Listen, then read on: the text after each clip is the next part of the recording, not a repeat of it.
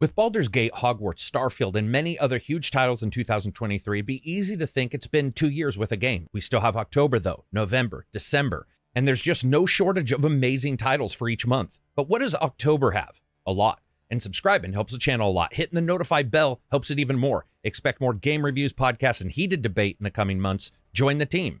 But right now, we're going to sit back and talk about some of the games that in October have me excited. And the first one is Assassin's Creed Mirage. October 5th for pretty much everything, even iOS later, which is crazy. What is old is new again. AC Mirage takes characters we've seen in a game style that aims to in some way reflect the original Assassin's Creed titles, third-person action stealth, but also take some of the conveniences of the newer Assassin's Creed titles and move them all together into one game. Set in Baghdad with Basim, who was originally introduced in Valhalla.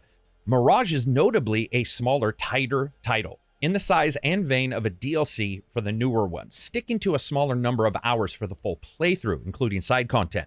While the game was originally planned as DLC for a very short time, it was moved into full title status in less than a month after its planning.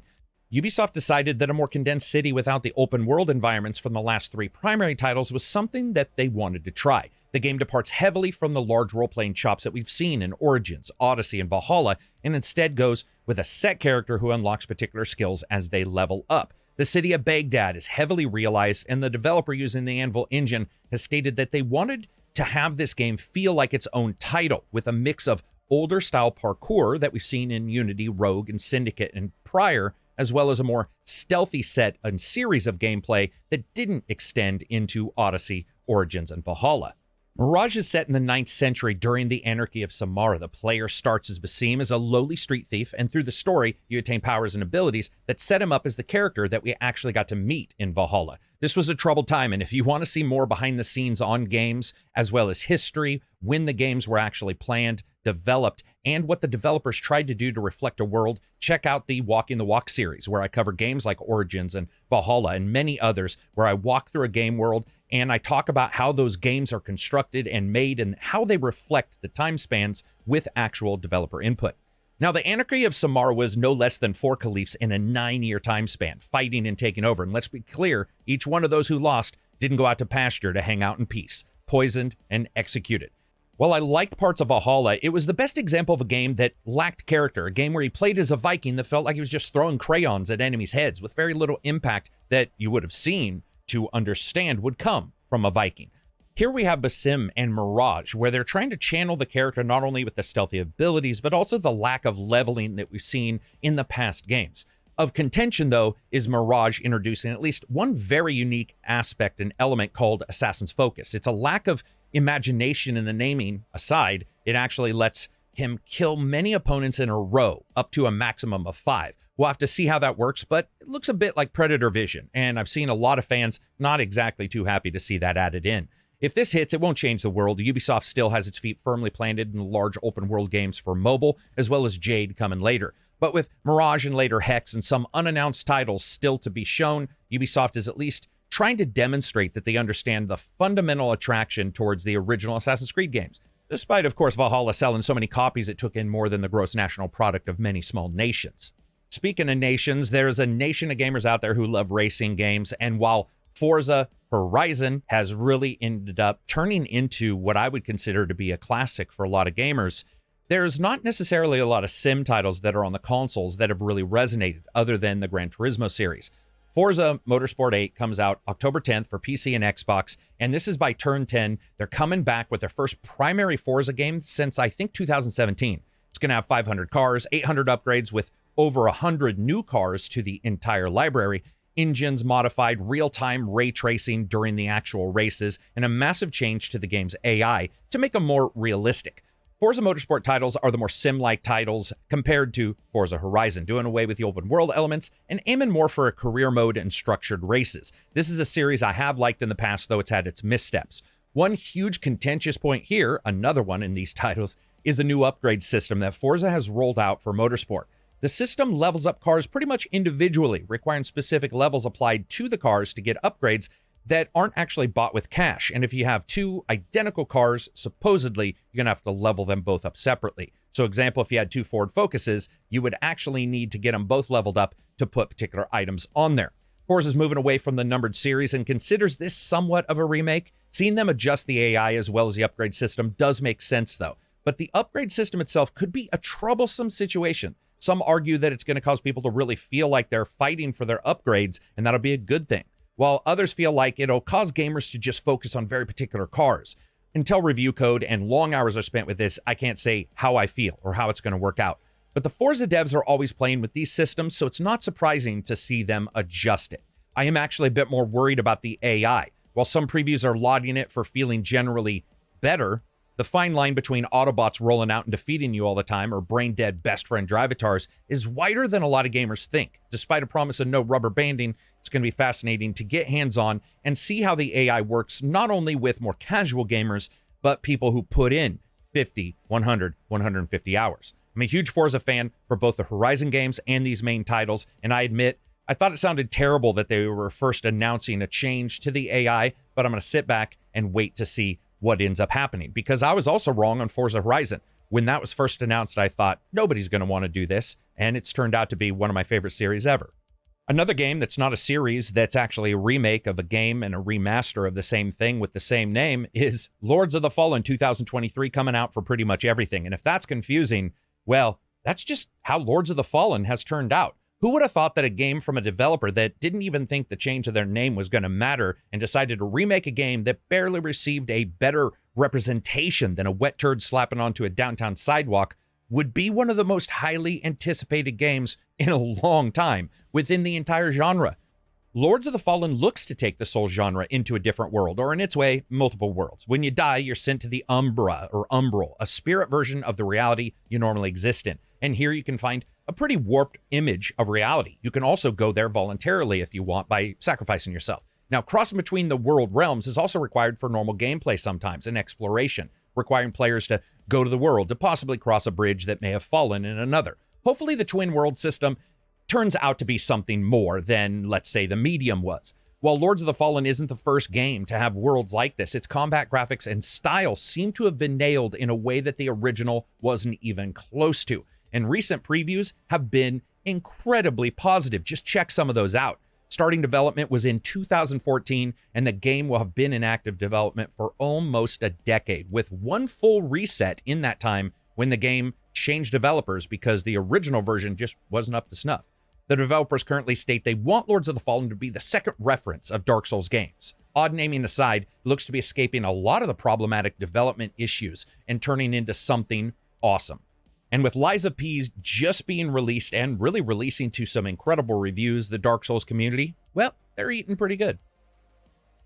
And so is the superhero community. Regardless that Wolverine is coming out sometime in the future and a lot of people are looking forward to it, the newest one coming out is, of course, Spider-Man 2. That's October 20th for the PS5. Now, Insomniac, they know their games. Their lineage is success after success, really. And Spider-Man 1, as well as Miles Morales, showed they absolutely knew how to make a superhero game, something that a lot of companies prior did not do well. Aside from swinging around the city looking for city farts and some odd side quests, Insomniac knows how to do a superhero game, and Spider-Man 2 looks like that. This time letting you switch between two Spider-Men, both with their own power, sharing a total of 65 suits across many of the fictions, including, I heard, a Tobey Maguire movie, and offering a whole new enemy in Kraven the Hunter, Lizard, and Venom, which coincidentally joins with Peter Parker. Now, you can be called to do quests as either Spider-Man, and sometimes when you're doing battle, the other Spider-Man will already be there, fighting crime or joining in with you, for a combo team of Spider-Men, or boys, depending on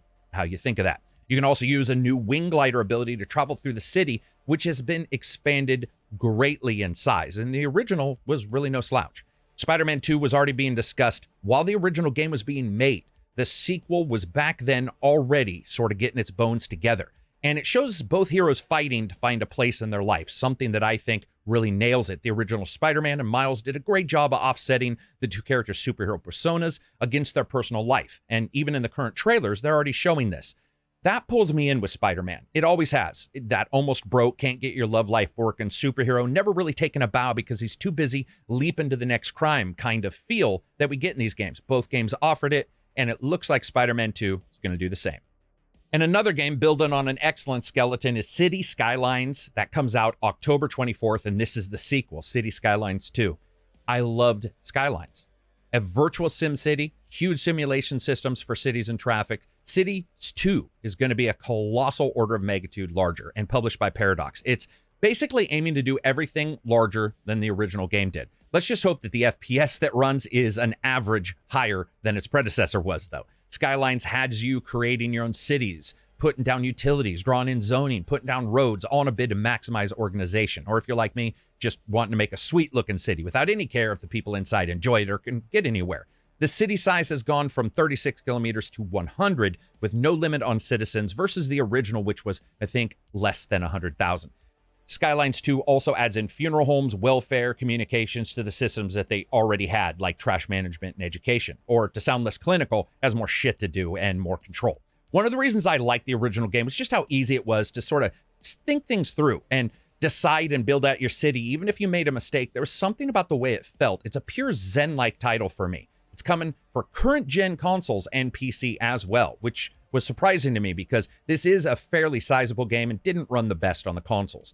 Regardless of that, I'm looking well forward to City Skylines 2. I'm just going to be out there building cities that make no sense and probably enjoying the hell out of the game. And the next and last one here is, of course, Alan Wake 2, October 27th.